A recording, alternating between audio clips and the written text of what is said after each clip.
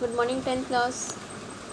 बेटा ये आपकी आज की वर्कशीट है, वर्कशीट नंबर 9 ज्योग्राफी की वर्कशीट है, भूगोल की, जिसमें चैप्टर है आपका कृषि। आज 27 तारीख की ये वर्कशीट है।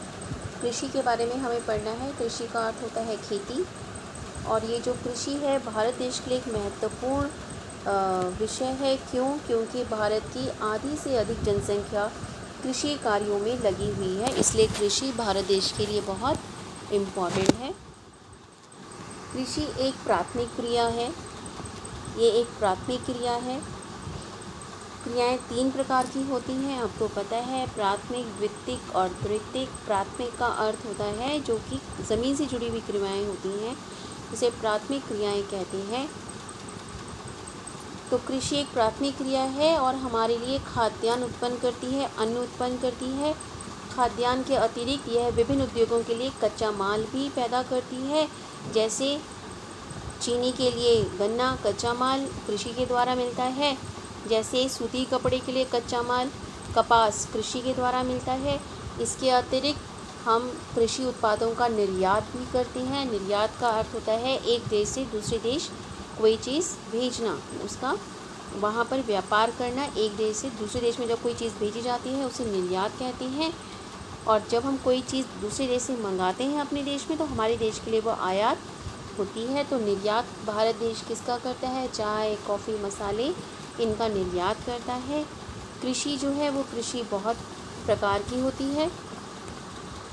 अब कृषि के प्रकार हमने पढ़ना है। कृषि के प्रकार में सबसे पहले हम पढ़ेंगे, कृषि के प्रकार में पहला है प्रारंभिक जीवन निर्वाह कृषि, दूसरा है गहन जीविका कृषि, तीसरा है वाणिज्यिक कृषि और रोपड़ कृषि। अब हम हर कृषि के बारे में कुछ इम्पॉर्टेंट पॉइंट्स पढ़ेंगे और देखेंगे कि किस प्रकार से ये कृषि के जो प्रकार हैं एक दूसरे से किस प्रकार अलग हैं। सबसे पहली है प्रारंभिक जीविका निर्वाह कृषि। प्रारंभिक जीविका निर्वाह कृषि। प्रारंभिक जीविका निर्वाह कृषि के नाम से ही स्पष्ट है कि ये जीविका के लिए की जाने वाली कृषि है। जीविका के लिए की जाने वाली कृषि है। भूमि के छोटे टुकड़े पर की जाती है। परिवार या समुदाय श्रम की मदद से की जाती है। और इसमें जो औजार इस्तेमाल किए जाते हैं, इसमें हाथ से बने हुए ही औजार इस्तेमाल किए जाते हैं, जैसे कि लकड़ी का हल, दाव, खुदाव करने वाली छड़ी। ये जो कृषि है इसमें सिंचाई के आधुनिक तरीकों का इस्तेमाल नहीं किया जाता है। ये कृषि मानसून पर निर्भर है और इस कृषि में मृदा की उर्वरता बढ़ाने के लिए हम आधुनिक तरीकों का इस्तेमाल नहीं करते हैं। मृदा की प्राकृतिक उर्वरता पर ही ये कृषि निर्भर करती है। इस कृषि को हम कर्तन और दहन प्रणाली भी कहते हैं। कर्तन का अर्थ होता है काटना, दहन का अर्थ होता है जलाना। ज़मीन का कोई एक टुकड़ा लिया जाता है, उस टुकड़े को पहले जितना भी खरपतवार होता है उसको काटा जाता है, फिर उसका दहन किया जाता है अर्थात उसको जलाया जाता है और उसकी राख को इसी मिट्टी में मिला देते हैं, फिर जिससे मिट्टी की उर्वरता क्षमता बढ़ती है। फिर यहाँ पर कृषि की जाती है। कुछ समय बाद जब इस ज़मीन के टुकड़े की उर्वरता कम हो जाती है, ये ज़मीन छोड़ दी जाती है और दूसरा ज़मीन का टुकड़ा ढूंढा जाता है। इस प्रणाली को कर्तन और दहन प्रणाली कहते हैं।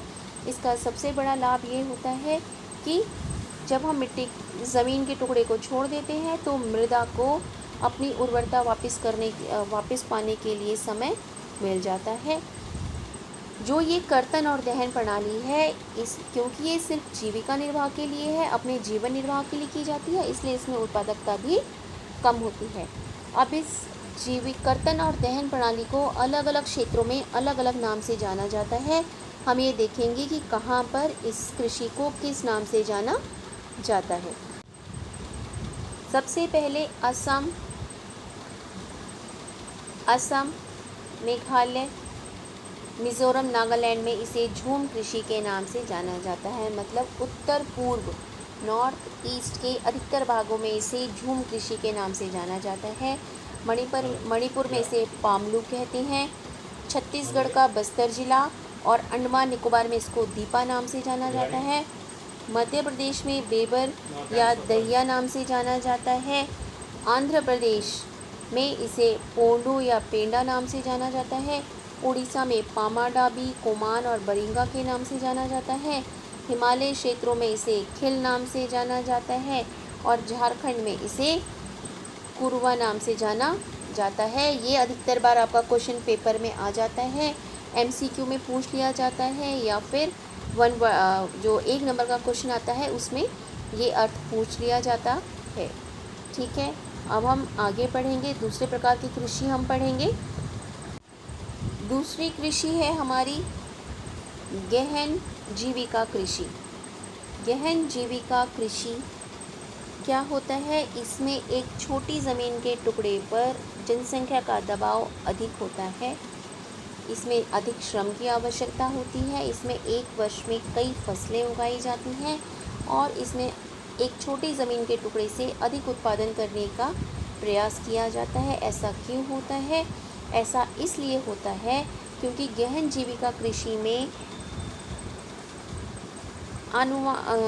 जो हमें ज़मीन पीढ़ी दर पीढ़ी आने वाले वंशों में जाती है, वो ज़मीन में जोतों का आकार छोटा होता जाता है। कैसे? मान लीजिए किसी किसान की ये इतनी बड़ी ज़मीन है, उसके 5 बेटे हैं, उसने अपने 5 बेटों में ये ज़मीन बांटी तो इस ज़मीन के 5 हिस्से हो गए। अब ये ज़मीन जो इतनी बड़ी थी पहले, अब वो ज़मीन इतनी सी रह गई। अब इस ज़मीन के इस जो ज़मीन का मालिक है, इसके भी 2 बेटे हैं तो इसके भी वो 2 टुकड़े कर देगा। इस तरह से गहन जीविका कृषि में जो हमें ज़मीन प्राप्त होती है, इसमें जोतों का आकार छोटा होता जाता है और इसी छोटी ज़मीन के टुकड़े पर हम अधिक उत्पादन प्राप्त करने की कोशिश करते हैं। इसलिए हम इस ज़मीन के टुकड़े पर अधिक रासायनिक उर्वरकों का इस्तेमाल करते हैं और आधुनिक सिंचाई के तरीकों का प्रयोग करते हैं। तो यह है आपकी गहन जीविका कृषि। आगे हम देखते हैं वाणिज्यिक कृषि। वाणिज्यिक कृषि के नाम से ही स्पष्ट है कि व्यापार करने के उद्देश्य से की जाती है और इसमें क्योंकि व्यापार करने के उद्देश्य से की जाती है, इसलिए आधुनिक तकनीकों का प्रयोग किया जाता है। HYV हाई यील्डिंग वैरायटीज़ बीजों का प्रयोग किया जाता है। रासायनिक उर्वरक और कीटनाशकों का प्रयोग किया जाता है ताकि हम अधिक अच्छी फसल प्राप्त कर सकें और उसका व्यापार कर सकें। इस बात का ध्यान रखेंगे हम कि जो फसल एक राज्य के लिए वाणिज्यिक फसल हो सकती है, वो दूसरे के लिए जीविका फसल हो सकती है। जैसे चावल, हरियाणा और पंजाब के लिए चावल जो है वो एक जीविका फसल है। हरियाणा और पंजाब के लिए चावल जो है वो एक वाणिज्यिक फसल है, जबकि उड़ीसा के लिए चावल एक जीविका फसल है। अगला है हमारा रोपड़ कृषि। रोपड़ कृषि भी एक प्रकार की वाणिज्यिक कृषि होती है, लेकिन ये और अधिक विस्तृत क्षेत्र में की जाती है। इसमें एकल फसल मतलब एक ही फसल बोई जाती है और जो ये हमारी रोपड़ कृषि है, ये उद्योग और कृषि के बीच में एक इंट्राफेस का काम करती है, अर्थात ये उद्योग और कृषि को जोड़ने का कार्य करती है, क्योंकि रोपड़ कृषि में अधिकतर वो फसलें उगाई जाती हैं जो कि उद्योगों के लिए कच्चा माल तैयार करती हैं। रोपड़ कृषि में अधिक पूंजी, अधिक श्रम, अधिक निवेश, अधिक रासायनिक उर्वरक और कीटनाशकों का प्रयोग किया जाता है। रोपड़ कृषि में सारा उत्पादन जो है वो उद्योगों के लिए किया जाता है। उद्योग उसको कच्चे माल के रूप में इस्तेमाल करते हैं। चाय, कॉफ़ी, रबड़, गन्ना, केला, ये सभी रोपड़ फसलें हैं। इसमें जितना भी उत्पादन होता है वो बिक्री के लिए किया जाता है। क्योंकि सारा उत्पादन बिक्री के लिए किया जाता है, तो हमें अपने माल को बाज़ार तक पहुंचाना है, जिसके लिए परिवहन और संचार बहुत ही महत्वपूर्ण भूमिका निभाते हैं। इसमें से बहुत बार आपको क्वेश्चन आ जाता है कि रोपड़ फसलों के नाम बताइए, तो इसमें आपको ये याद रखने हैं कौन कौन सी रोपड़ फसलें हैं। तो ये आपकी आज की जो वर्कशीट है उसका डिटेल हमने समझा है। अब जो वर्कशीट में क्वेश्चन आए हैं एक बार हम उनको भी देखेंगे। यदि आप एक किसान होते तो आप किस प्रकार की कृषि कार्य करना पसंद करते और क्यों? आपने चारों प्रकार पढ़ लिए हैं, आप खुद बताएंगे कि आपको कौन सी कृषि करना पसंद है और क्यों। गहन जीविका कृषि के महत्व पर एक नोट लिखिए। गहन जीविका कृषि के जितने पॉइंट्स लिखे हैं, बताए हैं, वो सब आपने लिखने हैं। अगला, वाणिज्यिक कृषि और गहन जीविका कृषि में अंतर स्पष्ट कीजिए। दोनों के जो पॉइंट्स आपको लिखाए हैं, आप उन दोनों को लिखेंगे और आप उदाहरण भी दे सकते हैं इसमें। एक बात का ध्यान रखेंगे, आप कोई भी आंसर करते वक्त मैं आपको हर आंसर का डिटेल आपको लिखाती हूँ, कोई भी सारे पॉइंट्स आपको लिखाती हूँ, लेकिन जब आपको पेपर में क्वेश्चन आता है, आपको ध्यान रखना है 1 नंबर का है या 2 नंबर का है या 3 नंबर का है या 5 नंबर का है। 1 नंबर के क्वेश्चन में आप पूरा का पूरा नहीं लिखेंगे, 1 लाइन या 1 वर्ड ही उसका आंसर होता है। 2 नंबर में चाहे आपने जितना भी याद करा है, लेकिन अगर वो क्वेश्चन 2 नंबर में पूछ लिया जाता है, आप 2 या 3 पॉइंट लिखेंगे।